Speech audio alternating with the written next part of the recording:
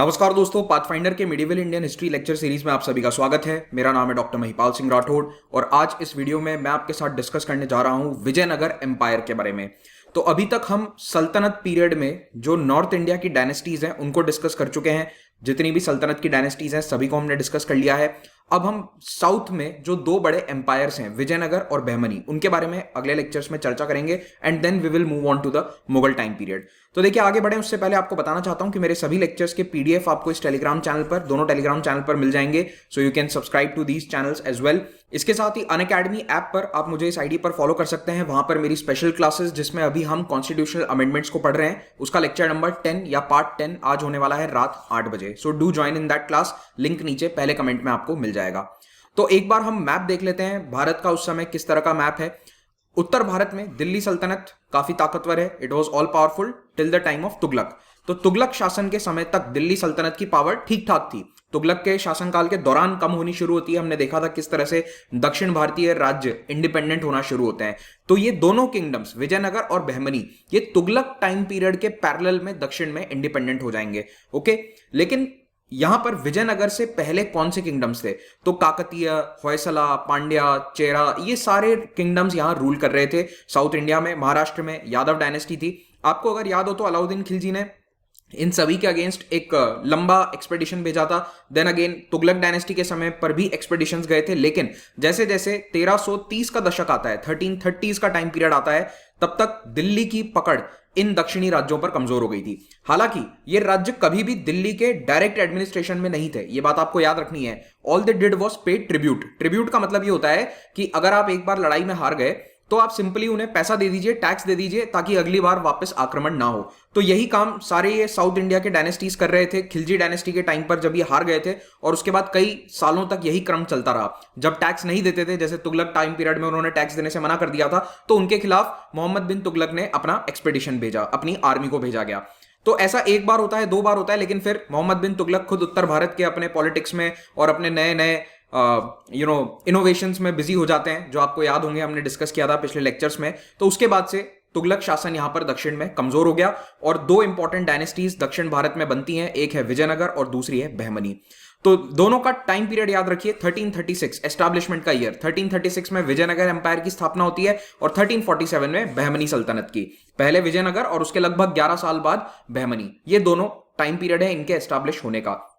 और ये इंपॉर्टेंट क्यों है?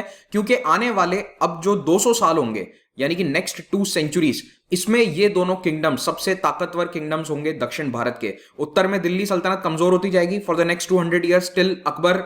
जब तक मुगल टाइम पीरियड में अकबर का शासनकाल नहीं आता, तब तक दिल्ली इतना मजबूत नहीं होने वाला है। और इस 200 सालों में भारत के सबसे ताकतवर साम्राज्य अगर हम देखेंगे तो वो बहमनी और विजयनगर, ये दो रहने वाले हैं। तो ये दोनों का रफ एरिया है। विजयनगर थोड़ा दक्षिण में स्थित है, Bahmani central India, that is the area of Maharashtra, northern Karnataka, Andhra Pradesh, Telangana, ये वाला एरिया बहमनी का है। और दोनों की बाउंड्री लगातार चेंज होती रहती थी। अभी आप देख लेंगे इस लेक्चर के अंदर किस तरह से बाउंड्री चेंज होती थी, और बाउंड्री कहां और क्या है, ये बहुत ही हमारे लिए इंपॉर्टेंट है। तो एक तो सबसे बड़ा अपने दिमाग से ये निकाल दीजिए, एक भ्रम होता है जो कि अक्सर पॉपुलर मीडिया ने या फिर आप समझ लीजिए इधर उधर के ज्ञान ने लोगों के दिमाग में भर दिया है कि पृथ्वीराज चौहान भारत के आखिरी हिंदू शासक थे। ऐसा नहीं है। पृथ्वीराज चौहान के बाद में भी बहुत सारी डायनेस्टीज हैं, मल्टीपल राजपूत डायनेस्टीज हैं जो नॉर्थ इंडिया में रूल कर रही थी। और दक्षिण भारत में भी विजयनगर जैसे बड़े बड़े साम्राज्य, Hindu dynasties were there, even in Orissa there were dynasty, Gajapati dynasties etcetera.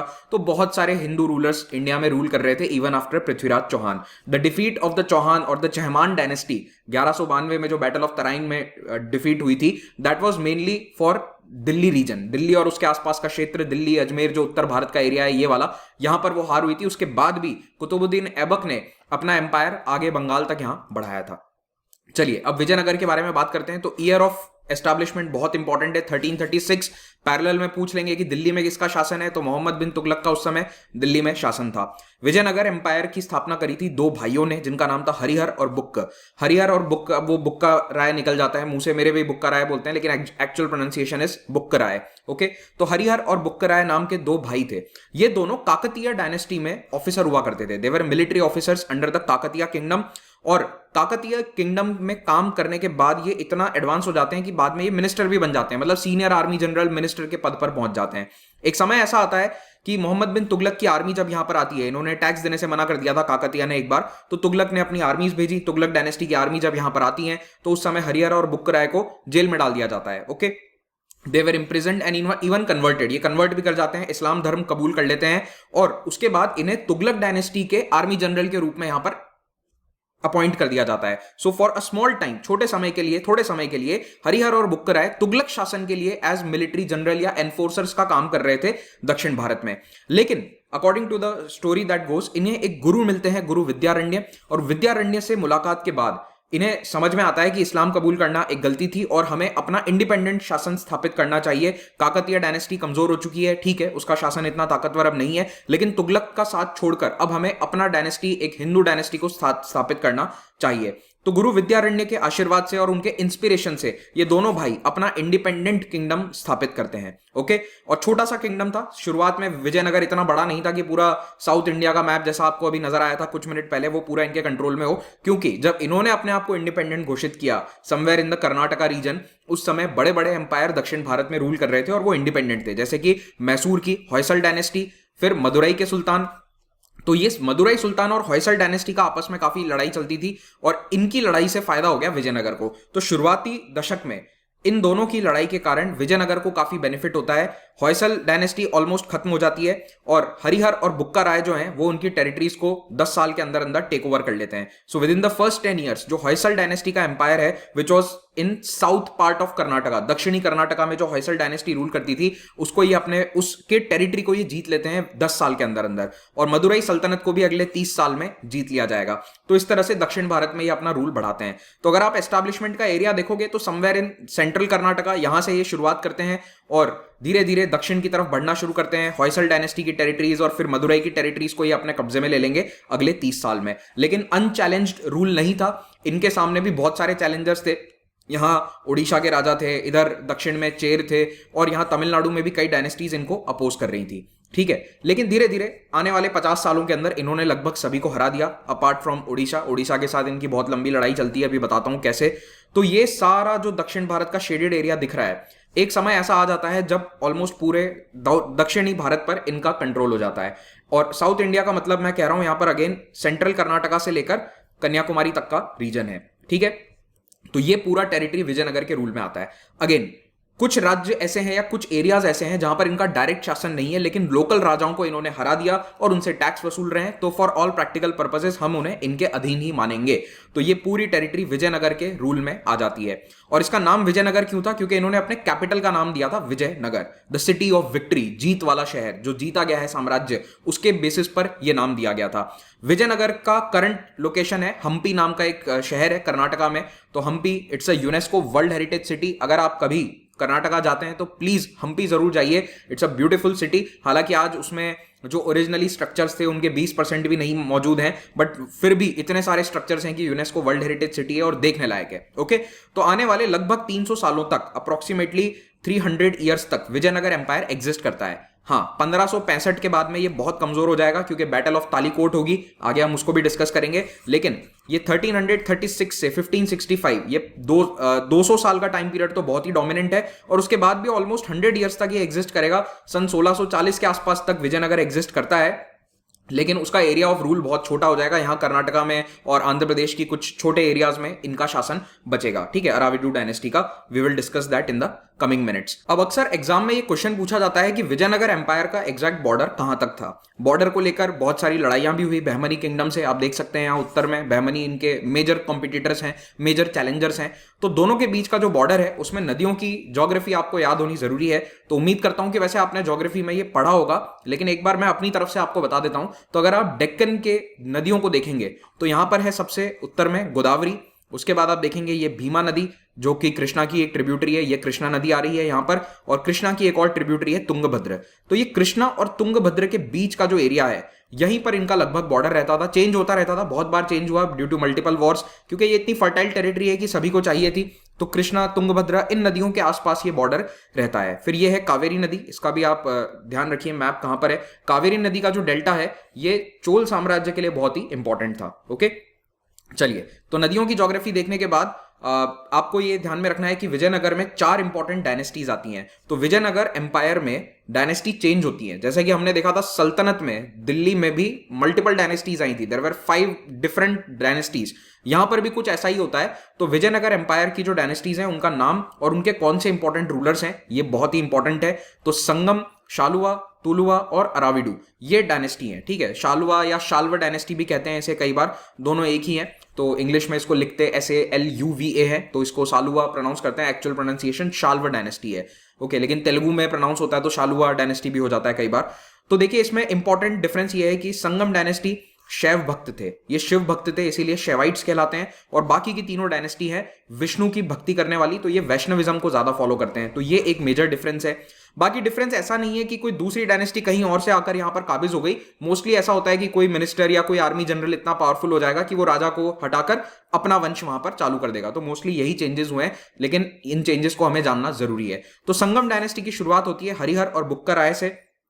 तो पहले हरिहर राय रहते हैं 20 साल तक के लिए राजा, और उसके बाद उनके भाई बुक्कर राय ये रहते हैं अगेन 20 ईयर्स के लिए राजा। तो फर्स्ट 2 इंपॉर्टेंट रूलर्स हरिहर और बुक्कर राय हैं। उसके बाद बहुत सारे यहां पर राजा आते हैं, एक एक करके हम इनके सबके इंपॉर्टेंट कॉन्ट्रीब्यूशंस को देखेंगे। लेकिन जो सबसे प्रोमिनेंट और इंपॉर्टेंट है, बस आपको उनके नाम याद रखने हैं, सारे नाम याद रखने आपको जरूरी नहीं है।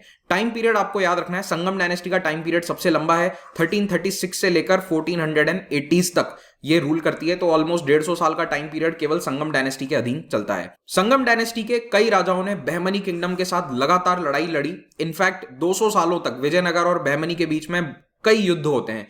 और इन युद्ध का प्रमुख कारण क्या था? तो 3 मेजर रीजंस हैं, तीनों आपको पता होने चाहिए। अक्सर आप किताबों में एक ही रीजन देखोगे कि तुंगभद्रा और कृष्णा नदी के बीच वाला जो फर्टाइल एरिया है, रायचूर दोआब जिसे कहा जाता है, उसको लेकर लड़ाई हो रही थी। लेकिन ये इकलौता रीजन नहीं था, 2 और रीजन है, ठीक है। Delta region of Krishna Godavari, यानी कि ये वाला क्षेत्र, ठीक है, कृष्णा गोदावरी डेल्टा, जिसको आज भी हम केजी रीजन कहते हैं, केजी डेल्टा रीजन कहा जाता है। तो ये कृष्णा गोदावरी का जो डेल्टा रीजन है, इसको लेकर लड़ाई थी, क्योंकि ये बहुत ही फर्टाइल था, बहुत अच्छी खेती होती थी यहाँ पर। उसके बाद कृष्णा और तुंगभद्रा नदी के बीच में जो रायचूर दोआब है, दोआब का मतलब होता है कि कोई ऐसी जमीन जो 2 नदियों के बीच में आती है, जैसे कि गंगा जमुना का भी दोआब कहलाता है, पंजाब यानी कि 5 नदियों के बीच की भूमि। तो वैसे ही ये है Raichur Doab between Krishna and Tungabhadra rivers, then Krishna Godavari delta region. और तीसरा कोंकण, जी हाँ, ये जो कोंकण रीजन है, इसको लेकर भी काफी लड़ाइयां होती है। और कोंकण का कारण क्या था लड़ाई का? कि यहां से ट्रेड, व्यापार बहुत अच्छा होता था, और व्यापार के कारण इसका एक्सेस सभी को चाहिए, बहमनी को भी और विजयनगर को भी। और ट्रेड में सबसे इंपॉर्टेंट ट्रेड था इनका अरेबिया से आने वाले घोड़े, क्योंकि ये मिलिट्री के लिए इंपॉर्टेंट है। तो अगर आपने पोर्ट्स कॉन्कर कर लिए तो सामने वाला एम्पायर घोड़े इंपोर्ट नहीं कर पाएगा। और घोड़े अरब से आते थे, बहुत अच्छे अरबी नस्ल के जो घोड़े हैं, they were very good for fighting for armies, उसके लिए बहुत काम के होते थे। तो आर्मी में घोड़ों की कमी होगी तो वो आर्मी ऑटोमेटिकली कमजोर हो जाती है। तो देखिए, ये कृष्णा नदी है, ये तुंगभद्रा नदी है, दोनों के बीच में ये रायचूर दोआब है, ये रायचूर शहर है। तो ये जो रायचूर दोआब है, इसको लेकर बहुत बार लड़ाई होती है। कृष्णा गोदावरी का डेल्टा रीजन यहां पर आप देख सकते हैं, this is approximately today's Vijayawada, Kakinada, Rajahmundry नाम के जो शहर हैं, ये सभी केजी डेल्टा में आते हैं। और ये गोदावरी नदी का डेल्टा है, ये कृष्णा नदी का डेल्टा है। तो इन्हीं फर्टाइल एरियाज के लिए बहमनी किंगडम के साथ लगातार लड़ाई होती है, जिनमें से कुछ इंपॉर्टेंट लड़ाइयों के बारे में हमें पता होना चाहिए। सबसे पहली लड़ाई, इंपॉर्टेंट लड़ाई 1367 में होती है। मुदगल नाम की एक जगह है, तो मुदगल में एक बहुत इंपॉर्टेंट किला है, ये रायचूर दोआब के बीच में स्थित है, मुदगल फोर्ट्रेस। यहां पर बुक्का राय के द्वारा हमला किया जाता है, और बदला लेने के लिए बहमनी सुल्तान ने तुंगभद्रा नदी को क्रॉस करके विजयनगर कैपिटल पर हमला कर दिया, और इसमें बुक्का राय की हार होती है। तो पहले ये मुदगल फोर्ट्रेस को जीत लेते हैं, लेकिन फिर बहमनी किंगडम फिर से हमला करता है और विजयनगर तक हमला कर जाता है, और बुक्का राय को अपना कैपिटल छोड़कर भागना पड़ता है। और इस युद्ध में बहुत स्लॉटर होता है, कई लोगों को मारा जाता है। तो बहमनी सुल्तान यहां पर लड़ाई एक तरह से जीत जाते हैं, क्योंकि आर्टिलरी का इस्तेमाल किया। आर्टिलरी यहां पर बहमनी के पास अच्छी थी, विजयनगर के पास इतनी अच्छी आर्टिलरी नहीं थी। आर्टिलरी, उम्मीद करता हूं कि अभी तक आपको पता होगा, मेरे लेक्चर्स देख चुके होंगे तो आपको मालूम होना चाहिए कि आर्टिलरी क्या होता है। ओके, किसी को नहीं पता तो कमेंट में लिख देना, नेक्स्ट लेक्चर में फिर से एक्सप्लेन कर दूंगा। तो इसके बाद लंबी लड़ाई चलती है, फिर दोनों के बीच में एक संधि साइन होती है। दोनों कहते हैं कि तो तुंगभद्रा दोआब को हम शेयर कर लेंगे, तो एक बाउंड्री इनका सेटलमेंट हो जाता है, और उसके बाद कुछ सालों के लिए शांति रहती है। तो अब उत्तरी दिशा में बहमनी किंगडम के द्वारा रोक दिए जाने के कारण विजयनगर के राजाओं ने अगले कुछ दशकों तक अपना रुख दूसरी तरफ किया, and they concentrated towards this KG delta region. East वाला जो एरिया है, उड़ीसा, आंध्र प्रदेश का तटीय क्षेत्र, इस दिशा में इनका अगले 30-40 साल तक ज्यादा फोकस रहता है। और ये कहां पर हमला करते हैं तो देखिए, रेड्डी किंगडम था कृष्णा गोदावरी डेल्टा में, इसको हमला किया जाता है। वारंगल के राजाओं पर हमला किया जाता है। उड़ीसा के गंगा डायनेस्टी पर हमला किया जाता है। और ये सभी राजा जो हैं ये परेशान थे दोनों से, बहमनी से भी और विजयनगर से भी। रीजन कि बहमनी भी इंटरेस्टेड था, बहमनी भी चाहता था कि ये पूरा एरिया हमारे कंट्रोल में आ जाए, विजयनगर चाहता था कि हम भी इसको कंट्रोल में कर लें, फिर बहमनी पर दो तरफ से हमला करेंगे। तो ये डेल्टा रीजन जो है इसमें दोनों ही इंटरेस्टेड थे। तो होता यह है कि एक बार तो यहां पर विजयनगर की बहुत अच्छी जीत हो जाती है। हरिहर सेकंड ने काफी सारे एरियाज को जीता था। गोवा और बेलगाम दोनों बहमनी से जीत लिए, तो गोवा इनके लिए एक बहुत बड़ी स्ट्रैटेजिक विक्ट्री थी। कोंकण कोस्ट में गोवा में बहुत अच्छे अच्छे नेचुरल पोर्ट्स थे जहां से व्यापार हो सकता था। और बेलगाम वाला जो क्षेत्र है, जो आज भी एक तरह से कंटेस्टेड एरिया है between Maharashtra and Karnataka, well not contested area but हाँ डिस्प्यूट चल रहा है उसको लेकर आज भी, तो ये वाले एरियाज विजयनगर के द्वारा जीत लिए गए। और फिर विजयनगर इतना पावरफुल हो गया कि उसने श्रीलंका पर भी एक एक्सपीडिशन भेजा उत्तरी श्रीलंका को जीतने के लिए।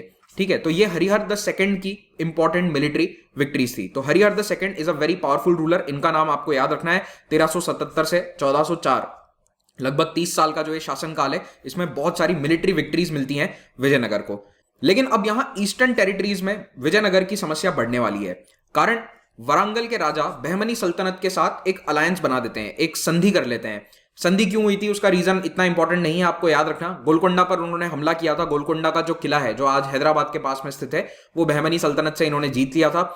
और उसके बाद बहमनी इनके साथ, वारंगल के राजाओं के साथ एक अलायंस करते हैं, और जो अगले 50 साल तक ये अलायंस बनी रहेगी। इस अलायंस का नुकसान किसको होता है? विजयनगर को। तो इससे विजयनगर अब तुंगभद्रा दोआब से आगे नहीं बढ़ पाता और ना ही इसे पूरी तरह से कंट्रोल कर पाता है। So they are checked over here. यहां पर ये जो तेलंगाना क्षेत्र है, इसमें ये पूरी तरह से एंटर नहीं कर पाते because of the alliance of Bahmani and Warangal. Vijayanagar empire के अगले इंपॉर्टेंट राजा है देवराय द फर्स्ट। तो देवराय द फर्स्ट सुल्तान फिरोज शाह, बहमनी सुल्तान फिरोज शाह से हार जाते हैं। अब ये बहमनी एम्पायर के सबसे इंपॉर्टेंट और ताकतवर रूलर्स में से एक थे सुल्तान फिरोज शाह। तो ये हरा देते हैं देवराय द फर्स्ट को। और इस समय क्या होता है कि इंपॉर्टेंट डेवलपमेंट होता है। देखो, वॉर इंडेमनिटी वगैरह पे करनी पड़ी, 10 लाख खून, बहुत सारे पर्ल्स, मोती देने पड़े, हाथी देने पड़े एज वॉर इंडेमनिटी। लेकिन मैरिटल रिलेशंस एस्टैब्लिश होते हैं। तो अब ये जो दोस्ती या संधि होती है, इसको प्रगाढ़ करने के लिए देवराय द फर्स्ट अपनी बेटी की शादी करवाते हैं सुल्तान फिरोज शाह से। तो देखिए, बहमनी और विजयनगर एम्पायर के बीच में जब शांति थी तो बहुत अच्छी शांति होती है। कई जगह इस तरह से पोर्ट्रे किया जाता है कि ये हिंदू वर्सेस मुस्लिम लड़ाई थी, ऐसा कुछ नहीं था। बहमनी की आर्मी में बहुत सारे हिंदू ऑफिसर्स या हिंदू आर्मी जनरल्स एम्प्लॉयड थे। Same was with the Vijayanagar army. Vijayanagar की आर्मी में भी बहुत सारे मुस्लिम सोल्जर्स और आर्मी जनरल काम किया करते थे, वेर एम्प्लॉयड।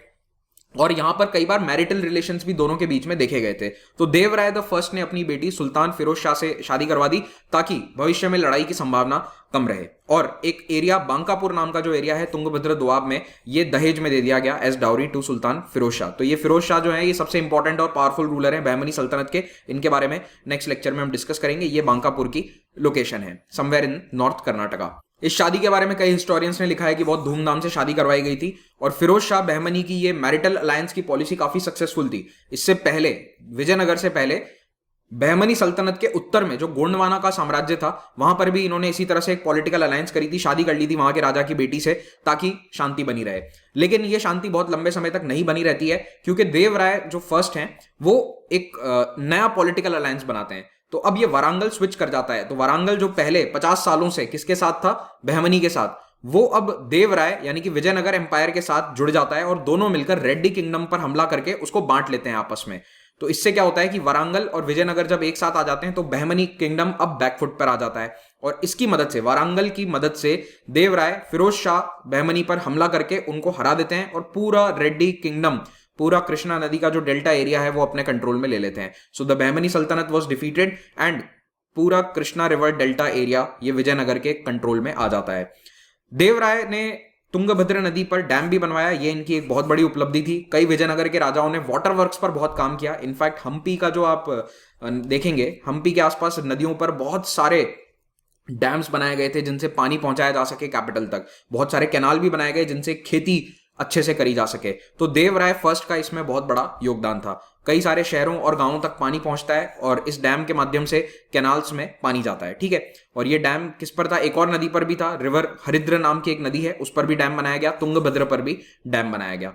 1420 में देवराय के शासनकाल में ही इटालियन ट्रैवलर निकोलो कॉन्टी यहां पर आते हैं और हम्पी के बारे में बहुत डिटेल में लिखते हैं। ये बताते हैं कि हम्पी एक भव्य शहर है, दुनिया के सबसे बड़े शहरों में से एक जो उन्होंने देखा है, और इसमें इन्होंने बहुत डिटेल में वाटर वर्क्स के बारे में भी लिखा है। इनफैक्ट आपको मैं एक बात बताता हूं, आपने सभी ने बाहुबली फिल्म देखी होगी, तो बाहुबली फिल्म में जो वो कैपिटल सिटी बनाया गया है, it is actually inspired from Hampi. ठीक है, आप चाहें तो वो देख सकते हैं, बिहाइंड द सीन्स वाले वीडियोस वगैरह आपको मिल जाएंगे उनके। तो वो हम्पी से ही इंस्पायर होकर उन्होंने वो भव्य शहर की परिकल्पना करी है डायरेक्टर ने, एस राजमौली जी ने। और उसमें जो वो वाटर वर्क्स दिखाया है, अगर आप उसका एक वो इनिशियल वाला सीन देखेंगे जिसमें वो दिखाते हैं कैपिटल शहर को बाहर से पूरा, तो उसमें आपको नदियों का जो दिखाई देगा, पानी इस तरह से गोल बहकर आ रहा है, वो सब कुछ हम्पी से ही इंस्पायर होकर उन्होंने बनाया था। चलिए, देवराय फर्स्ट जो है, इनके बारे में, इनके बहुत सारी अचीवमेंट्स के बारे में हमें लिखा हुआ मिलता है। एक इंस्क्रिप्शन है, ठीक है, हजार राम मंदिर है हम्पी में, ये कैपिटल में स्थित है, तो उसमें यहाँ पर इनके जितने भी अचीवमेंट्स हैं उनके बारे में हमें लिखा हुआ मिल जाता है। तो हजार राम इसे क्यों कहते हैं? क्योंकि यहाँ पर भगवान राम और रामायण के बारे में 1000 बातें इसमें लिखी हुई हैं इस मंदिर की दीवारों पे, और उसी के साथ साथ देवराय प्रथम की अचीवमेंट्स के बारे में भी यहाँ पर लिखा हुआ है। इन्होंने एक बहुत इंपॉर्टेंट मंदिर बनाया, मल्लिकार्जुन मंदिर, जो मलपनगुड़ी में है, ये भी इनके द्वारा बनाया गया था, इसको भी ध्यान रखिए। वैसे देखिए, Vijayanagar architecture, art and architecture अपने आप में बहुत इंपॉर्टेंट टॉपिक है, उसे हम आर्ट एंड आर्किटेक्चर की सीरीज में, आर्ट एंड कल्चर की सीरीज में पढ़ेंगे। फिलहाल अभी हम केवल हिस्ट्री पर कॉन्सेंट्रेट कर रहे हैं। फिर आते हैं देवराय द्वितीय। तो देवराय द्वितीय संगम डायनेस्टी के सबसे ताकतवर और सबसे महान राजा हैं। 1425 टू 1446, लगभग 20 साल का शासन। अब इन्होंने अपनी आर्मी में बहुत सारे अच्छे टैलेंटेड मुस्लिम्स को रिक्रूट किया था। क्यों रिक्रूट किया? क्योंकि उन्हें समझ में आ गया बहमनी से 100 साल से लड़ाइयां चल रही थी, तो उन्होंने देखा कि कई मुस्लिम सोल्जर्स हैं, उनको घुड़सवारी और इसमें ज्यादा अनुभव हासिल है, उन्हें रिक्रूट किया जाता है, उन्हें जागीर भी दी जाती है। जागीर का मतलब है कि आप यहां पर उन्हें परमानेंट रखना चाह रहे हैं, तभी आप जागीर दे रहे हैं, उन्हें उच्च पद दिए जा रहे हैं। तो ये जागीर देकर इन्होंने कई मुस्लिम्स को आर्मी में रिक्रूट किया और अपने हिंदू सोल्जर्स को कहा कि इनसे माउंटेड आर्चरी सीखो। माउंटेड आर्चरी का मतलब क्या होता है? घुड़सवारी करते हुए तीर चलाना। अगर आपको याद हो तो हमने ये डिस्कस किया था बैटल ऑफ तराइन के दौरान भी, कि अफगानिस्तान या फिर जो सेंट्रल एशिया से तुर्क आते थे, उनका सबसे बड़ा स्किल यही होता था कि they were very good mounted archers. वो बचपन से बच्चों को घोड़े पर बैठकर तीर चलाना सिखाया जाता था, और ये स्किल भारत में बहुत ही कम थी। इंडियन आर्मीज में घुड़सवार जनरली तलवार या भाला लेकर लड़ाई करते थे, लेकिन ये जो तुर्क्स हैं, इनमें, तुर्क्स में और अफगान्स में ट्रेडिशन था कि घुड़सवारी करते हुए तीरंदाजी करो। और आर्मी में आपका सिलेक्शन ही तभी होता था जब आप घोड़े पर दौड़ते हुए एक मछली वगैरह कुछ टारगेट रखा जाता था छोटा सा लटका के, उसकी आंख अगर आप भेद दो तो ये आपको आर्मी में लिया जाता था। तो in short, mounted archery was a very important skill, और ये अपनी आर्मी को सिखाने के लिए इन्होंने एक्सपर्ट मुस्लिम्स को अपनी आर्मी में रिक्रूट किया था। देन 1443 में ये तुंगभद्र नदी को क्रॉस करते हैं और कई टेरिटरीज जो पिछले 50 साल में बहमनी सल्तनत ने विजयनगर से छीन ली थी, उनको फिर से जीत लेते हैं। जैसे कि बांकापुर दहेज में दिया हुआ था, वापस ले आए, कि बुआ का दहेज अब हम नहीं देंगे, वापस लेकर आ गए। मुदगल फोर्ट्रेस, ये रायचूर दोआब की सबसे इंपॉर्टेंट फोर्ट्रेस है, सबसे इंपॉर्टेंट किला है वहां का, उसको जीत लिया। और ये सारे रीजन्स इन्होंने रिकवर कर दिए। ठीक है, तो तुंगभद्रा नदी और कृष्णा नदी के बीच वाला जो टेरिटरी है रायचूर दोआब, इसको इन्होंने काफी हद तक अपने कंट्रोल में ले लिया। और 3 लगातार बैटल्स होती हैं यहाँ पर, और उसके बाद 3 बैटल्स के बाद ये डिसाइड हो गया कि इन 2 टेरिटरीज को छोड़कर जो पुराना बॉर्डर है वो माना जाएगा। मतलब फिर से बॉर्डर संधि हो गई और लड़ाइयां खत्म हो जाती है। But it was a big blow to Bahmani सल्तनत, और विजयनगर की यहां पर जीत होती है during the time period of Devaraya second. Devaraya द्वितीय के टाइम पीरियड में एक पोर्चुगीज ट्रैवलर नूनीज इनके एम्पायर में आते हैं। अब इतने सारे यूरोपियन ट्रैवलर्स यहां क्यों आ रहे हैं? पहले निकोलो कॉन्टी को हमने देखा, फिर नूनीज को देखा, फिर उसके बाद पर्शियन ट्रैवलर अब्दुल रजाक हैं। कारण यह है कि विजयनगर का व्यापार बहुत अच्छा था। विजयनगर का यूरोप के साथ बहुत ही अच्छा व्यापार चलता था, और इन्हीं व्यापारी जहाजों के साथ कई बार ये ट्रैवलर्स आ जाते थे जो कई महीनों तक यहाँ रुकते थे, लिखते थे कैपिटल के बारे में, आर्मीज के बारे में। तो विजयनगर के डिटेल्ड रिकॉर्ड्स हमें पता चलते हैं इन यूरोपियन ट्रैवलर्स के द्वारा। तो नूनीज ने लिखा है कि विजयनगर के राजा देवराय द्वितीय इतने ताकतवर हैं कि दूर दराज के राजा, छोटे बड़े राजा, इन्हें ट्रिब्यूट देते हैं। ट्रिब्यूट का मतलब क्या होता है कि आपने किसी को आर्मी के द्वारा हरा दिया है, तो अब वो आपको टैक्स दे रहा है। आपने उसका किंगडम अपने कंट्रोल में नहीं लिया है, वो राजा है, लेकिन वो बड़े राजा को पैसे दे रहा है, हर महीने टैक्स दे रहा है, हर साल, जिससे कि ओवरऑल देवराय द्वितीय बड़े राजा के रूप में बने रहेंगे। तो Quilon is Kollam city of Kerala today. तो केरला, श्रीलंका, पुलिकट आंध्र प्रदेश तमिलनाडु के बॉर्डर के पास में, Pegu which is in Myanmar, Burma, Tenasserim ये भी बर्मा में है। तो ये सारे क्षेत्र देवराय द्वितीय को टैक्स पे करते हैं। अब हो सकता है कि देवराय द्वितीय ने इनके खिलाफ आर्मी कैंपेन्स भेजे और इन्होंने टैक्स पे किया था, तो देवराय द्वितीय के समय ये कंट्रोल था, लेकिन बाद में इस तरह का हमें कोई एग्जैक्टली वो नहीं मिलता कि म्यांमार से टैक्स आ रहा है, ट्रिब्यूट आ रहा है। लेकिन नुनीज ने देवराय द्वितीय के बारे में डेफिनेटली ये लिखा है कि इन सभी टेरिटरीज से इनको टैक्स मिल रहा था। तो देखिए, भारत वाली जो टेरिटरीज हैं ये तो विजयनगर के कंट्रोल में थी, और श्रीलंका, बर्मा, यहां तक देवराय द्वितीय का पावर मौजूद था। तो आप कह सकते हैं कि भारत की धरती से बाहर भी, जो टेक्निकली आज जिसे हम विदेश कहते हैं, यहां तक विजयनगर एम्पायर का इन्फ्लुएंस फैल गया था during the time of Devaraya second. Persian traveller Abdul Razzaq ने लिखा है कि देवराय द्वितीय की सेना में 11 लाख सैनिक थे। हालांकि हिस्टोरियंस का मानना है कि 11 लाख थोड़ा बढ़ा चढ़ाकर लिखा गया नंबर है, क्योंकि अगर आप आबादी का स्तर देखें तो आज जब 130-40 करोड़ हमारी आबादी है पूरे भारत की, not just Vijayanagar, entire India, तब हमारी आर्मी अप्रोक्सीमेटली 13 लाख है। पैरामिलिट्री को मिला लो तो भी 12-13 लाख और जोड़ लो तो 25 लाख के आसपास भारत की आर्मी और पैरामिलिट्री मिलाकर होते हैं। तो उस समय केवल दक्षिण भारत में विजयनगर की 11 लाख की आर्मी होना एट दोज पॉपुलेशन लेवल्स थोड़ा सा मुश्किल है। लेकिन हाँ, 11 लाख लिखा है तो देखो कम से कम लाख 2 लाख तो मिनिमम होगी, इतनी आर्मी होना तय है। तो ये बताता है कि देवराय सेकंड कितने पावरफुल रूलर थे, दैट्स ऑल। 1446 में देवराय द्वितीय की मृत्यु हो जाती है, और इसके बाद संगम डायनेस्टी या विजयनगर एम्पायर काफी कमजोर होना स्टार्ट हो जाएगा। एक्चुअली देवराय द्वितीय के बाद एक तो आपस में इंटरनल स्ट्रगल हो गया था कि कौन राजा बनेगा, इसको लेकर लड़ाई चली थी, तो इसके कारण डायनेस्टी कमजोर होती है। दूसरा, विजयनगर का जो रूल करने का फॉर्मेट है वो कुछ इस प्रकार का था कि कई दूर दराज के राजा, जैसे कि यहाँ कोल्लम के राजा या फिर तमिलनाडु के कई किंगडम्स, इनको सेमी ऑटोनॉमी दी गई थी। सेमी ऑटोनॉमी का मतलब है कि आप हर साल हमें टैक्स दे दो और बस बाकी सब कुछ आप अपने अनुसार चलाइए, दैट इज सेमी ऑटोनॉमी।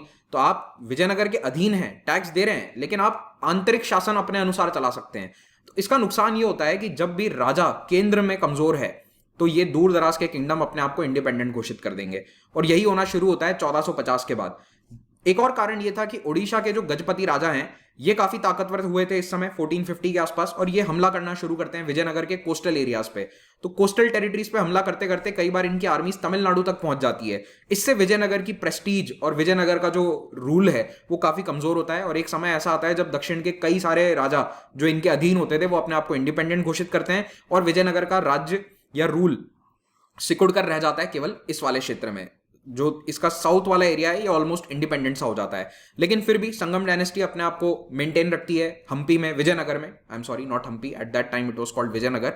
लेकिन 1485 आते आते ये डायनेस्टी खत्म हो जाएगी, और इन्हीं के एक मिनिस्टर जिनका नाम था शालवा या शाल्व, ये राजा को हटाकर अपने आप को राजा घोषित कर देते हैं, और यहीं से शाल्व डायनेस्टी की स्थापना हो जाती है। तो विजयनगर देवराय द्वितीय की डेथ के बाद में बहुत कमजोर हो गया था। गजपति रूलर्स ने बहुत सारे हमले किए थे, और कर्नाटका के कुछ एरिया तक इनकी अथॉरिटी श्रिंक हो जाती है। अल्टीमेटली शाल्व डायनेस्टी अपने आप को वापस ताकतवर बनाने का काम करती है। ये शाल्व डायनेस्टी बहुत ज्यादा लंबे समय तक राज नहीं करती है। वैसे भी इनके हाथ में एक कमजोर विजयनगर का शासन आया था, तो इनका ज्यादातर समय लॉ एंड ऑर्डर को फिर से स्थापित करने में, ये जो छोटे बड़े राजा इंडिपेंडेंट हो गए थे इनको फिर से अपने कंट्रोल में लाने में चला जाता है। और ये इतनी ताकतवर डायनेस्टी नहीं थी, इन्हें भी इन्हीं के एक सबऑर्डिनेट मंत्री या आर्मी जनरल थे, उन्होंने ओवरथ्रो कर दिया, और 15-20 साल के शासन के बाद तुलुवा डायनेस्टी अपने आप को एस्टैब्लिश कर लेती है। तो तुलुवा नरसनायक ये फाउंडर थे इस डायनेस्टी के, लेकिन तुलुवा वंश में सबसे इंपॉर्टेंट नाम और ओवरऑल विजयनगर के सबसे महानतम राजा का नाम होगा कृष्णदेव राय। तो कृष्णदेव राय तुलुवा डायनेस्टी को बिलोंग करते थे, संगम डायनेस्टी को नहीं करते थे। ये बहुत इंपॉर्टेंट फैक्ट है, याद रखिए। इनका टाइम पीरियड भी इंपॉर्टेंट है, 1509 से 1529। तो कृष्णदेव राय जब राज कर रहे हैं विजयनगर में, तो उत्तर भारत में पैरेलल में इब्राहिम लोदी का रूल है, right. Lodhi dynasty is in power. Sikandar Lodhi, Ibrahim Lodhi, दोनों का शासन था इस समय 1509। 16वीं सदी की स्टार्टिंग हो चुकी है। Babur is established in Kabul, और अभी हम मुगल्स में पढ़ेंगे कि किस तरह से फर्स्ट बैटल ऑफ पानीपत होगी 1526 में। तो ये मैं आपको पैरेलल बता रहा हूं ताकि आप हिस्ट्री को क्रॉस कनेक्ट करते रहें। उधर मेवाड़ में राणा सांगा या राणा संग्राम Singh, he is becoming very powerful. तो ये सब पैरेलल टाइम पीरियड में चल रहा है। तो याद है आपको, हमने मेवाड़ के बारे में पिछले लेक्चर में डिटेल में पढ़ाई था। कृष्णदेव राय तुलुवा डायनेस्टी को बिलोंग करते हैं। शालुवा डायनेस्टी, तुलुवा डायनेस्टी और अराविदु, ये तीनों ही डायनेस्टी वैष्णविज्म को फॉलो करती थी। ये वैष्णव भक्त थे। संगम डायनेस्टी शैव भक्त थे, ठीक है। अब आ जाते हैं कृष्णदेव राय पर। यही सबसे ज्यादा इंपॉर्टेंट है, सवाल इन्हीं पर आते हैं। आर्ट एंड कल्चर, लिटरेचर, सभी में इनका योगदान है। लड़ाई बहुत सारी जीती इन्होंने, सबको हम देखेंगे एक एक करके। तो he is the greatest ruler of Vijayanagar empire. Tuluva dynasty को बिलोंग करते थे। पोर्चुगीज के साथ इन्होंने अच्छे संबंध बनाए, क्योंकि इनको समझ में आ गया कि पोर्चुगीज व्यापार करते हैं, व्यापारियों के साथ बहुत अच्छे संबंध रखने की जरूरत है, ताकि हमें अच्छे घोड़े मिलते रहें, यूरोप से लेटेस्ट हमें टेक्नोलॉजी मिलती रहे। फिर इन्होंने बीजापुर के सुल्तान को हराया और उड़ीसा के गजपति राजाओं को। तो अभी पिछले 40 सालों में इनके गद्दी संभालने से जस्ट पहले गजपति रूलर्स ने बहुत परेशान कर रखा था विजयनगर को। और बीजापुर बीजापुर कहाँ से आया है? ये बहमनी सल्तनत ब्रेक डाउन हो चुकी है अभी, तो बहुत सारे उसकी ब्रेक अवे फैक्शंस बन गए हैं जिनको हम नेक्स्ट लेक्चर में डिस्कस करेंगे। उन्हीं में से एक बीजापुर है, तो यही बहमनी सल्तनत का ही एक पार्ट है, इस तरह से आप समझ लो। तो बीजापुर और गजपति दोनों को इन्होंने हरा दिया। इनका एक इंस्क्रिप्शन है जो इनकी जीत के बारे में हमें डिटेल्स बताता है। कन्नड़ा इंस्क्रिप्शन है, ये हम्पी में है, कृष्णा मंदिर हम्पी में जो स्थित है वहां पर हमें पता चलता है कि गजपति इसको इन्होंने किस तरह से हराया। तो ये वो वाला इंस्क्रिप्शन है, कन्नड़ा भाषा में ये इंस्क्रिप्शन हमें देखने को मिलता है। तो कृष्णदेव राय के सबसे प्रमुख चैलेंजर्स कौन है? नंबर 1, बहमनी सल्तनत टूटकर जो अहमदनगर, बीजापुर, बेरार इन सब में टूट गई थी, ये इनके मेजर चैलेंजर्स हैं। इनमें भी सबसे प्रमुख बीजापुर, क्योंकि इमीडिएट निकटतम पड़ोसी है बहमनी सल्तनत जो काफी छोटी हो चुकी है, और यहां पर उड़ीसा के गजपति रूलर्स, ये इनके सबसे प्रमुख चैलेंजर्स हैं। तीसरा चैलेंजर पोर्चुगीज। तो पोर्चुगीज के साथ पहले बहुत अच्छे रिश्ते थे, लेकिन क्या होता है 1510 के बाद पोर्चुगीज व्यापारी से राजा बनने की कोशिश करते हैं और उसके बाद वो गोवा को एनेक्स करेंगे, धीरे धीरे टेरिटोरियल एनेक्सेशन करते हैं। तो फिर वो विजयनगर के साथ भी कॉन्फ्लिक्ट में आते हैं। हालांकि उन्होंने कभी विजयनगर के साथ डायरेक्ट लड़ाई नहीं लड़ी पोर्चुगीज ने कि ओपनली बगावत करके, बगावत क्या मतलब ओपनली विजयनगर के खिलाफ लड़ाई घोषित कर दें, ऐसा बेवकूफी वाला काम पोर्चुगीज ने नहीं किया, लेकिन फिर भी छोटी मोटी टकरार चल रही थी। अब बीजापुर और उड़ीसा, इन दोनों को समझ में आ गया कि अगर विजयनगर को या कृष्णदेव राय को हराना है तो एक साथ आना पड़ेगा, तो ये दोनों अलायंस कर लेते हैं। लेकिन कृष्णदेव राय ने इनकी दोनों की आर्मीज को हरा दिया। That is why he is one of the greatest ruler of this dynasty. तो इन्होंने रायपुर, मुदगल, ये सारे एरियाज को फिर से जीत लिया। बार बार मुदगल का नाम आ रहा है, इसीलिए मैं आपको बता रहा हूं, ये इंपॉर्टेंट है। रायचूर दोआब में सबसे मजबूत किला था मुदगल का किला, ठीक है। आज भी ये रायचूर डिस्ट्रिक्ट में ही आता है, जो कर्नाटका का रायचूर डिस्ट्रिक्ट है वहां पर। 1520 में बीजापुर के सुल्तान को बुरी तरह से हराया गया लड़ाई में, और विजयनगर की आर्मीज बेलगाम और गुलबर्ग तक पहुंच गई। तो ये कैपिटल्स थे इन बहमनी सल्तनत के। तो ये गुलबर्ग जो है कैपिटल था, तो गुलबर्ग तक यहां पर आर्मी पहुंचकर इन्हें पूरी तरह से डिस्ट्रॉय कर देती है। लेकिन विजयनगर की या कृष्णदेव राय की सबसे बड़ी कमी इस वक्त थी कि इन्होंने एक नेवी नहीं बनाई। तो चोल डायनेस्टी ने इनसे 500 साल पहले एक बहुत ताकतवर नेवी बनाई थी, विजयनगर नेवी नहीं बना पाई। इसका फायदा उठाया पोर्चुगीज ने, और पोर्चुगीज अपनी पूरी दादागिरी चला रहे थे। अगर आपने मॉडर्न हिस्ट्री पढ़ी है तो आपको पता होगा, कार्टास सिस्टम चलाते थे पोर्चुगीज। कार्टास सिस्टम कुछ नहीं था, समुद्र पर हफ्ता वसूली थी ये। अगर आपको व्यापार करना है तो पोर्चुगीज को प्रोटेक्शन मनी दो। तो इसमें विजयनगर थोड़ा मात खा जाता है यहां पर। 1530 में कृष्णदेव राय की मृत्यु हो जाती है, और इनकी डेथ के बाद इनके बेटे जो कि काफी छोटे थे, इनमें एक सक्सेशन स्ट्रगल होता है, इनके परिवार में सक्सेशन स्ट्रगल हो जाता है कि कौन राजा बनेगा, और इसीलिए सत्ता थोड़ी कमजोर हो जाती है। कृष्णदेव राय को कई बार आंध्र भोज भी कहा जाता है, क्योंकि ये जो तुलुवा डायनेस्टी है ये आंध्र प्रदेश वाले रीजन से उत्पन्न होकर आई थी, इसलिए इनको आंध्र भोज भी कहते हैं कई बार, ठीक है। भारत में कई सारे इंपॉर्टेंट राजा हैं जिनको भोज कहा जिनका नाम भोज रहा है, तो ये आंध्र भोज के नाम से भी इनको उपाधि दी जाती है। इन्होंने बहुत सारी किताबें लिखी। He was not just a very good army and military general, ये राइटर भी थे। लिटरेचर में इनका बहुत योगदान है, इसीलिए इनको महान राजा माना जाता है। लड़ाई के साथ साथ तलवार और कलम दोनों को चलाना जानते थे। तो इन्होंने पॉलिटी पर एक किताब लिखी थी। इसके अलावा इन्होंने अपने दरबार में 8 प्रोमिनेंट स्कॉलर्स को जगह दी, उन्हें पेट्रनेज दिया, उन्हें कई सारे किताबें लिखने के लिए प्रेरित किया, या फिर उन्हें स्थान दिया गया दरबार में। तो ये अष्ट दिग्गज कहलाते हैं। तो जैसे आपने इतिहास में अक्सर पढ़ा होगा कि नवरत्न थे, मुगल कोर्ट ऑफ अकबर में नवरत्न थे, उसके अलावा गुप्ता डायनेस्टी में भी नवरत्न थे, वैसे ही यहां पर अष्ट दिग्गज हैं। देयर आर 8 प्रोमिनेंट स्कॉलर्स या पोएट्स, कवि, लेखक जो इनके दरबार में थे। उनमें से एक तेनालीराम या तेनाली रमन, जिनकी कहानियां शायद आपने बचपन में पढ़ी हो। पढ़ी है तो अच्छी बात है, नहीं पढ़ी तो अब पढ़ लीजिएगा या अपने बच्चों को पढ़ा दीजिएगा। तो he was also one of the अष्ट दिग्गज, ठीक है। तो अभी एक एक करके सबके नाम मैं आपको बताता हूं। सबसे महान अष्ट दिग्गज माना जाता है पेडन्ना को। तो पेडन्ना को कई बार आंध्र कविता पितामह भी कहा जाता है। नाम से ही आप समझ पा रहे होंगे कि इन्होंने जो आंध्र प्रदेश की आंध्र भाषा, बेसिकली तेलुगु भाषा है, उसमें बहुत बड़ा योगदान दिया है कविताएं लिखने में, इसीलिए इन्हें आंध्र कविता पितामह कहा जाता है। इनका नाम है पेडन्ना, और ये तेलुगु लिटरेचर की गोल्डन एज है, और इस गोल्डन एज का बहुत बड़ा कारण ये अष्ट दिग्गज ही हैं। तो पेडन्ना के द्वारा लिखी गई किताबों के नाम याद रखिए। मनुचरितम, हरि कथा सारम, ये दोनों तेलुगु में लिखी गई हैं। कृष्णदेव राय खुद भी लिखते थे, इन्होंने लिखी हैं अमुक मालदय तेलुगु में और जाम्बवती कल्याणम संस्कृत में। वेरी इंपॉर्टेंट, स्टार मार्क कर लेना, ये ना केवल तेलुगु बल्कि संस्कृत में भी लिखा करते थे। तो संस्कृत में किताब लिखी है जाम्बवती कल्याणम। दूसरे अष्ट दिग्गजों ने क्या क्या लिखा वो भी हम देख लेते हैं। नंदी थिमन्ना, इन्होंने लिखा है परिजात पहारनम। मदयगिरी मल्लन्ना ने लिखा है राजशेखर चरित्रामु। दुर्जाति ने लिखा है कालहस्ती महात्यमु। अय्यलराजू रामभद्रुदु ने लिखा है सकल कथा संग्रह और रमाभ्यु दयामु। तो ये सभी अष्टदिग्गज हैं, बाय द वे ये जो नाम बता रहा हूं मैं आपको, ये सभी अष्टदिग्गजों में शामिल हैं और इनके द्वारा लिखी गई ये बुक्स हैं जिनके डायरेक्टली आपको यूपीएससी प्रीलिम्स में नाम पूछे जाएंगे। And I am sorry I can not help you out here, आपको ये याद करने जरूरी है, इनको याद करो। वैसे भी भारत के लिटरेचर का रिच कल्चरल हिस्ट्री का ये पार्ट है, तो नाम आपको पता होने चाहिए। तो देखो, संस्कृत और जो गुप्ता टाइम पीरियड का लिटरेचर है उससे भी बहुत सवाल आते हैं, और सेकंड सबसे ज्यादा सवाल इस टाइम पीरियड से पूछे जाते हैं। तो ये दोनों टाइम पीरियड लिटरेचर के लिए काफी इंपॉर्टेंट है। ओके, पिंगली सुराना ने लिखी है राघव पांडवीयमु, फिर कला पूर्णोदयम और प्रभावती प्रद्यामन। हो सकता है थोड़ा सा कहीं प्रोनाउंसिएशन मुझसे अगर गलती हो गई है, तो जो भी आंध्र प्रदेश के छात्र देख रहे हैं, अगर कहीं आपको लगता है कि प्रोनाउंसिएशन कुछ गलत है तो जरूर मुझे कमेंट में बताइएगा। अब आते हैं विजयनगर के एडमिनिस्ट्रेशन पे। This is a very important topic. तो विजयनगर एब्सोल्यूट मोनार्की थी। एब्सोल्यूट मोनार्की का मतलब है यहां पर कोई डेमोक्रेसी का सवाल नहीं है, राजा जो कहेगा वही फाइनल होगा, जो भी राजा चाहता है वैसे ही नियम कायदे कानून बनेंगे। ठीक है, तो एब्सोल्यूट मोनार्की है। प्रोविंसेस यानी कि जो प्रांत बनाए जाते थे, स्टेट बनाए जाते थे, उनको कहा जाएगा मंडलम। ये बहुत ही इंपॉर्टेंट है, इसको याद रखिएगा। मंडलम जो है ये प्रोविंसेस हैं, और इन प्रोविंस के अंदर जो सबसे सीनियर मोस्ट ऑफिसर है, जैसे आज स्टेट्स में होते हैं गवर्नर या चीफ मिनिस्टर, वैसे ही मंडलम में होंगे मंडलेश्वर या फिर नायक्स। ये नायक्स आगे चलकर काफी इंपॉर्टेंट होंगे, क्योंकि जब विजयनगर कमजोर होगा 100 साल बाद, तो ये नायक ही अपने आप को इंडिपेंडेंट घोषित कर देंगे कई जगह और राजा बन जाएंगे। But for the time being ये नायक एडमिनिस्ट्रेटिव ऑफिसर्स हैं जिन्हें राजा के द्वारा अपॉइंट किया जाता है। तो मंडलेश्वर और नायक्स। तो मंडलम सबसे बड़ा यूनिट है as equivalent as a state, then nadu, then sthala and then grama. तो इस तरह से आपको ये नाम याद रखने पड़ेंगे, मंडलम, नाडु, स्थल और ग्राम। लैंड टैक्स जिसको सिस्त कहा जाता था, ये 1/6 था। जो भी अनाज की उपज है उसका छठा भाग, 1/6 पार्ट आपको टैक्स के रूप में देना पड़ेगा। मैं आपको ये बात कई बार बता चुका हूं, हिस्ट्री में ज्यादातर समय टैक्स 1/6 से 1/4 के बीच में रहता है। आप कहीं भी लैंड रेवेन्यू देख लीजिए, 1/6 to 1/4 है। और अंग्रेजों ने इसको बहुत ज्यादा बढ़ा दिया था, इसीलिए अंग्रेजों का जो रूल है वो बहुत दमनकारी था। अंग्रेजों ने इसको बढ़ाकर एक समय पर 89% तक ले गए थे। किसी को पता है कि 89% किस में किया गया था, कौन से लैंड रिफॉर्म में? अगर पता है तो कमेंट में नीचे बताइएगा।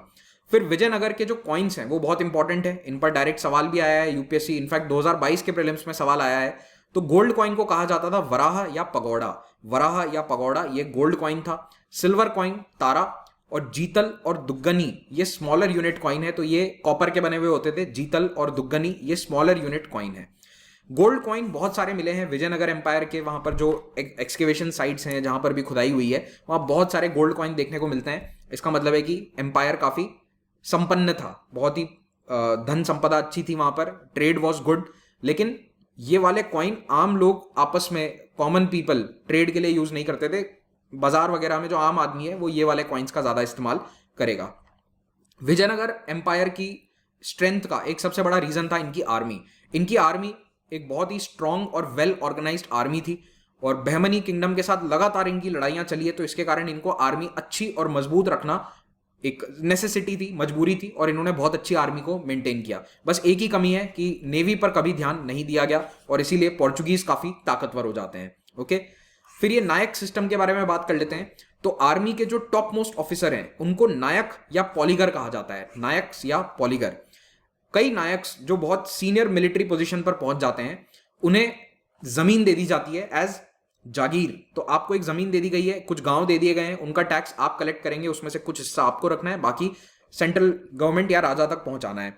तो ये जो जमीन दी जाती थी इसे अमारम कहते हैं, ये बहुत इंपॉर्टेंट है, इसको स्टार मार्क कर लेना। नायक्स या पॉलीगर्स को दिया जाने वाला लैंड उसे अमारम कहा जाता है। ये राजा के द्वारा दिया जाता था अगर आपने आर्मी में बहुत अच्छा परफॉर्म किया है तो। अब प्रॉब्लम ये हो गई कि आगे चलकर ये अमारम या फिर ये नायक्स ये विजयनगर का डाउनफॉल कॉज कर देते हैं। तो जब सेंट्रल अथॉरिटी कमजोर हो गई, अराविडू डायनेस्टी आ जाएगी, तो उसके बाद जो ये ताकतवर नायक थे, कई बड़े बड़े जो नायक्स थे, इन्होंने मदुराई, तांजौर, इन सब में अपने आप को इंडिपेंडेंट घोषित कर दिया। तो 17वीं सेंचुरी यानी कि 1600 समथिंग आते आते ये सारे नायक इंडिपेंडेंट हो जाते हैं, खास करके तमिलनाडु वाले एरिया में जो विजयनगर से थोड़ा दूर था, जोग्राफिकली कैपिटल से दूर था, और इस तरह से विजयनगर एम्पायर कमजोर हो जाता है। तो ये नायक सिस्टम जब राजा मजबूत है तब तो बहुत अच्छा है, क्योंकि यही नायक या पॉलीगर बुलाने पर आर्मी लेकर आएंगे और लड़ाई लड़ने में आपकी सहायता करेंगे राजा की। लेकिन जब राजा कमजोर है तो ये अपने आप को इंडिपेंडेंट घोषित कर देते हैं। तो इकोनॉमी ऑफ विजयनगर के बारे में डिस्कस करते हैं। विजयनगर की इकोनॉमी बहुत ही अच्छी थी। It was a very wealthy society. ऐसा कई फॉरेनर्स के अकाउंट्स के द्वारा हमें पता चलता है। नूनीज, निकोलो कॉन्टी, इन सब के द्वारा हम देख चुके हैं कि कितना समृद्ध कैपिटल को बताया गया है। आर्मी कितनी बड़ी है। आर्मी इतनी बड़ी आप तभी मेंटेन कर सकते हो जब आपके पास रेवेन्यू अच्छा आता है, टैक्स अच्छा है। टैक्स कलेक्शन तब अच्छा होगा जब खेती अच्छी है। खेती के लिए इन्होंने बहुत सारा काम करवाया, तो टैंक्स, इरिगेशन कैनाल, डैम, ये सब बनाए गए तुंगभद्रा नदी और अन्य कई नदियों के ऊपर, ताकि खेती को सहायता मिले। मेटलर्जी और क्राफ्ट्स दोनों बहुत अच्छे से फले फूले। विजयनगर का आर्ट बहुत ही फेमस है, उसके कई एग्जांपल्स हमें आज भी देखने को मिलते हैं। फिर अरेबिया, पर्शिया, पोर्चुगल, चाइना, इन सब के साथ अच्छा ट्रेड था विजयनगर का, और ट्रेड होता था कोस्टल एरिया से। इसीलिए बार बार आप देखोगे कि कृष्णा गोदावरी डेल्टा वाले रीजन में या फिर इधर कोंकण कोस्ट में इनका बहुत ज्यादा पुश रहेगा। कई फॉरेन ट्रैवलर्स यहां पर आए और इन सभी फॉरेन ट्रैवलर्स ने विजयनगर के बारे में डिटेल में हमें जानकारी दी है। कई बार इनसे डायरेक्टली सवाल पूछा जाता है कि कौन किस देश का था। तो Ibn Battuta was from Morocco. Niccolo de Conti ये वेनिस से आया था, इटली से। Abdul Razzaq from Persia. Barbosa, ध्यान रखना बारबारोसा नहीं है, बारोसा है, ये पोर्चुगल से। डोमिंगोस पेस ये पोर्चुगल से। नूनीज ये भी पोर्चुगल से। ये इतने सारे पोर्चुगीज क्यों आ रहे हैं? अरे क्योंकि पोर्चुगीज आ गए थे ना व्यापार करने के लिए 1500 के आसपास। याद करो, वास्को डी गामा और ये सब पहुंच गए थे ना यहाँ भारत। तो इनके जो जहाज आते थे उनमें क्यूरियोसिटी थी कि देख के आते हैं भारत कैसा है। तो ये सब घूमने आ जाते थे यहाँ पर कि चलो आओ ट्रैवल करके आते हैं थोड़ा। तो अभी ब्रिटिश ट्रैवलर नहीं आएंगे क्योंकि ईस्ट इंडिया कंपनी तो अभी बनी ही नहीं है। अभी ट्रैवलर आ रहे हैं पोर्चुगीज, क्योंकि पोर्चुगीज राजा यहाँ पर व्यापार करवा रहा है। Moving on to the next ruler, Krishnadevaraya के बाद अगले पावरफुल रूलर या जिनका नाम हमें याद रखना है इतिहास में, वो है सदाशिव राय। सदाशिव राय 1543 से 1565 तक रूल करते हैं। 1565 में बैटल ऑफ तालीकोट होती है, उसके बाद इनको मार दिया जाता है and he is defeated, he is killed. और उसके बाद विजयनगर काफी कमजोर हो जाएगा। वैसे ही सदाशिव राय काफी कमजोर राजा थे। इनके टाइम पीरियड में असली ताकत इनके मंत्रियों के हाथ में थी। और हिस्ट्री में जब भी 3 मंत्री या 3 इंस्टीट्यूशन कहीं रूल करते हैं तो उसे ट्रायम्विरेट कहा जाता है। अगर आप लोगों ने वो जूलियस सीजर के बारे में पढ़ा है तो उस समय भी ये वहां से शब्द आता है, ट्रायम्विरेट। तो ट्रायम का मतलब होता है 3, ट्राई का मतलब होता है 3, तो ट्रायम्विरेट यानी कि एक ऐसी संस्था जहां 3 लोग रूल कर रहे हैं। तो जो रोमन ट्रायम्विरेट था उसमें जूलियस सीजर, क्रैसस और एक और कोई तीसरा था जिसका नाम मुझे याद नहीं है, आई थिंक पोम्पे था, हाँ, मिलिट्री जनरल। तो ये 3 मिलिट्री जनरल्स वहां पर रोमन एम्पायर में उस समय पावरफुल हो गए थे, तो इसीलिए उसको ट्रायम्विरेट कहते हैं। तो वैसे ही वो इतिहासकारों ने यहाँ भारत में भी इसको ट्रायम्विरेट कहना शुरू कर दिया। तो रामराजा नाम के एक मंत्री थे, वो बहुत पावरफुल हो गए। और ये रामराजा जो है ये इतने ताकतवर थे कि इन्होंने बहमनी सल्तनत के जो किंगडम्स थे, ब्रेक अवे किंगडम्स, इनको आपस में लड़वाना शुरू कर दिया।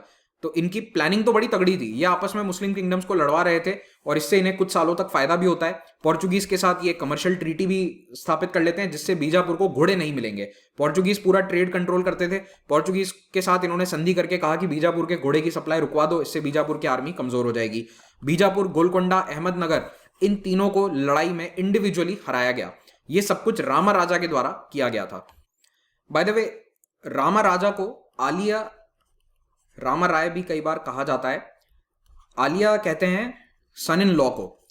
तो ये कृष्णदेव राय के दामाद थे, ठीक है। आलिया रामराय ये कृष्णदेव राय के दामाद थे और इनके पास ही पावर थी। मतलब कहने को सदाशिव राय रूलर थे लेकिन सारी पावर इन्हीं के हाथ में थी, रामराय के।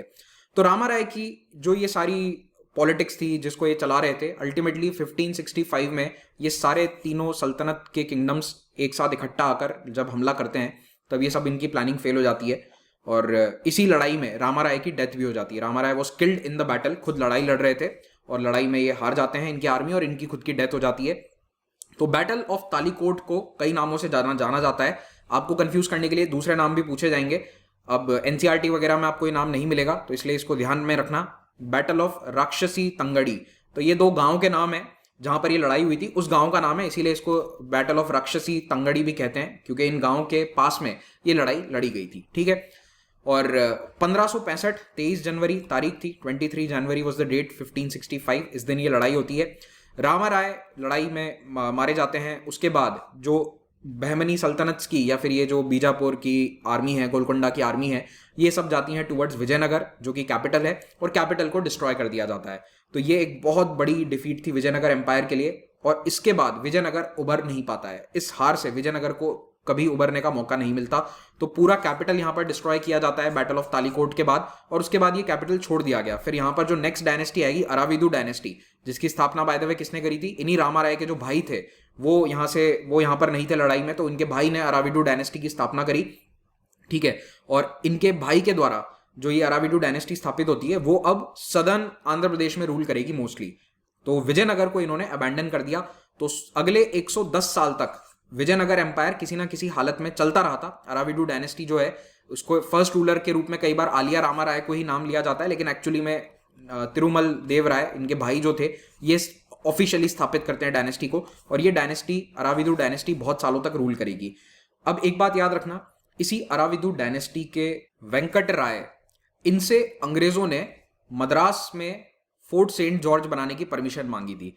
तो 1639 में English east India, British east India company के जो लोग हैं वो जाते हैं इन्हीं वेंकट राय के पास, यानी कि अराविडू डायनेस्टी या विजयनगर के रूलर के पास, और जाकर मद्रास की परमिशन मांगते हैं कि वहां पर हमें एक किला बनाने की अनुमति दीजिए, ट्रेडिंग सेंटर या फैक्ट्री तो हमारी पहले से वहां पर है। ये सवाल भी 2022 के प्रीलिम्स में पूछा गया है। अब ऑफ कोर्स एक एक डिटेल रूलर के बारे में आपको याद नहीं रखना है या फिर उम्मीद नहीं करी जा सकती कि आपको याद हो, लेकिन उस सवाल या ऐसे सवालों को हल करने का एक ही तरीका है, टाइम पीरियड देखिए। अराविदु डायनेस्टी क्या मौजूद थी 1630s 40s में? Yes, it was there even till 1650 it was there. 1650 तक ये अराविदु डायनेस्टी रूल कर रही थी। और कहां पर रूल कर रही थी मैं आपको बता देता हूं। तो ये रूल कर रही थी southern part of Andhra Pradesh. Andhra Pradesh का दक्षिणी हिस्सा जो है वहां पर इनका मेन रूल था। बाकी का जो एरिया है वो इंडिपेंडेंट हो गए थे ज्यादातर डायनेस्टी, जैसे कर्नाटका में मैसूर बिकेम इंडिपेंडेंट, और इस तरह से कई सारे रूलर्स अपने आप को इंडिपेंडेंट घोषित कर देते हैं। विजयनगर के कल्चरल कॉन्ट्रीब्यूशंस काफी इंपॉर्टेंट है। संस्कृत, तेलुगु, कन्नड़ा, तमिल, हर भाषा में बहुत सारा लिटरेचर लिखा गया। खास करके तेलुगु के लिए तो ये गोल्डन पीरियड था विजयनगर एम्पायर के टाइम पीरियड वाला। टेम्पल आर्किटेक्चर बहुत ही डेवलप होता है। विजयनगर की एक अलग स्टाइल है जिसमें सबसे प्रोमिनेंट फीचर है कि गोपुरम बहुत ऊंचा बनेगा। तो आप यहाँ पर मंदिरों को देखिए, तो ये विरूपक्ष मंदिर है हम्पी में, तो यहां पर ये एंट्री है, ये एंट्री के ऊपर बना हुआ गोपुरम है, ये ज्यादा ऊंचा है। और जो मेन मंदिर के ऊपर यहां पर आपको जो ये देखने को मिलेगा विमान, ये थोड़ा छोटा है और गोपुरम ज्यादा बड़ा है। तो ये विजयनगर की एक टिपिकल स्टाइल है। कल्याण मंडपम होगा जिसमें बहुत सारे पिलर्स होंगे, और इसके एग्जाम्पल भी अगेन आप हम्पी के मंदिरों में देख सकते हैं। Elephant chariot at Vitthala temple, ये काफी इंपॉर्टेंट है, ये हमारे करेंसी नोट्स पर भी आपको देखने को मिल जाएगा। यहाँ पर आप ये देख सकते हैं एलिफेंट चैरियट है विट्ठल मंदिर के अंदर, ये रथ के पहिए यहाँ पर आप देख सकते हैं। ये भी पूरा यूनेस्को वर्ल्ड हेरिटेज साइट है। हालांकि आज के समय में कई सारे मंदिर क्षतिग्रस्त हैं, कई सारे साइट्स डैमेज्ड हैं, but still a lot of temples have survived. बहुत सारे मंदिर सर्वाइव करते हैं और ये आज भी एक्टिव स्थल है। ऐसा नहीं है कि ये मतलब खंडर पड़े हैं, इनमें पूजा अर्चना होती है। They are well maintained even till this date. तो इसी के साथ विजयनगर एम्पायर का लेक्चर आज हम समाप्त करते हैं। अगले लेक्चर में बहमनी सल्तनत के बारे में पढ़ेंगे। पीडीएफ आप इस टेलीग्राम चैनल से डाउनलोड कर सकते हैं इस लेक्चर का। अगर यूपीएससी एग्जाम की तैयारी कर रहे हैं तो देश के बेस्ट एजुकेटर्स अनअकैडमी पर लाइव पढ़ाते हैं, और अनअकैडमी प्लेटफॉर्म ज्वाइन करने के बहुत सारे बेनिफिट्स है जो यहाँ पर आप देख सकते हैं। कोई भी सब्सक्रिप्शन आप लीजिए, उसमें अगर आप महिपाल कोड का इस्तेमाल करेंगे तो आपको सीधा 10% डिस्काउंट मिलेगा। प्लस और आइकॉनिक 2 प्रकार के सब्सक्रिप्शन है। आइकॉनिक में यू गेट 1-on-1 मेंटोरशिप, तो यहाँ पर कॉम्बो सब्सक्रिप्शन भी है जो मेरे ख्याल से सबसे बेस्ट है। जीएस और ऑप्शनल दोनों की तैयारी आपकी एक ही साथ एक ही प्लेटफॉर्म पर हो जाएगी, तो इसीलिए go for the combo subscription. अगर आप चाहें तो ऑप्शनल के लिए अलग से भी सब्सक्रिप्शन को ले सकते हैं। कोई भी आपको डाउट है तो आप मेरे काउंसलर से संपर्क कर सकते हैं। इस नंबर पर आप फोन करिए। आपको 2023-24 जो भी एग्जाम की तैयारी करनी है, you can contact the counsellor at this phone number. अभी एक बहुत अच्छा ऑफर चल रहा है, मेगा एक्सटेंशन ऑफर। तो अगर आप 1 ईयर सब्सक्रिप्शन लेते हैं तो उस पर आपको 3 मंथ्स, 1.5 ईयर पर 6 मंथ एक्स्ट्रा वैलिडिटी आपको मिल जाएगी। 2 साल का अगर आप सब्सक्रिप्शन लेते हैं तो आपको 1 साल एक्स्ट्रा वैलिडिटी मिलेगी as part of CSE assure if you are not selected. ये सभी ऑफर्स 8 जुलाई तक ऑनगोइंग है। सबके लिंक्स नीचे आपको डिस्क्रिप्शन और पहले कमेंट में मिल जाएंगे। हमारी जो टेस्ट सीरीज है वो भी अभी ऑनगोइंग है। टेस्ट सीरीज का जरूर फायदा उठाइए, स्पेशली ऑप्शनल की टेस्ट सीरीज जो इन सब्जेक्ट्स के लिए यहाँ पर चल रही है। और टेस्ट सीरीज और answer writing program for mains that is also ongoing. सारे कोर्सेज EMI पर अवेलेबल हैं। 6 जुलाई यानी आज से नए बैचेस स्टार्ट हो रहे हैं। Do take part in them. मेरा एंशिएंट हिस्ट्री का बैच आज से स्टार्ट हो रहा है। दिन में 3 बजे एंशिएंट हिस्ट्री की क्लास स्टार्ट हो जाएगी। कॉम्बैट ये हो रहा है 10 जुलाई को, और 10 जुलाई वाले कॉम्बैट में भी हिस्सा लीजिए, स्कॉलरशिप्स प्राप्त करिए। Thank you very much, have a great day.